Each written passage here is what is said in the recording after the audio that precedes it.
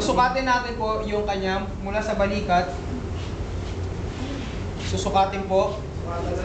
Okay. Ako naman. Then, hanggang sa ulo na kanyang. Then, kung ano po yung nasukat po natin, yun po yung Buhol lang. pwede yung ano, pwede yung kung gusto bowlen. Pwede. Then next po, nag-create na po kayo ng merong Tent. space dito sa loob. Parang talukbong. Next, hindi po natin siya sa ulo. Ito po, yung ilalim. Okay, ganyan po.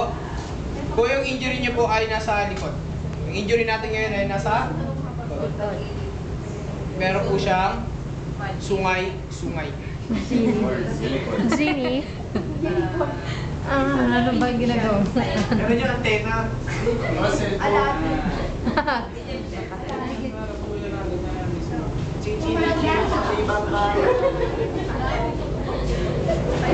Sir, kailangan sa main bed. Yung alin po? Hindi naman po. Kasi Then, burning. Parang ka na sa Virgin Mary. ito po ang kanyang mga dulo. Itutupi po natin siya palabas.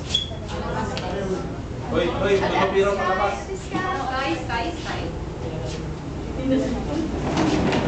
Hindi lang sa tiger. Okay. So, nakatago po yung kanyang tenga. Ma'am, pwede po ilagay niyo po yung inyong daliri sa inyong baba. Ayan po. Ayan po. So, ganyan. And ma'am, hawakan niyo po yung inyong sungay-sungay. Parang ito. So, Wala siya kamay kasi libroso siya. lebroso ba?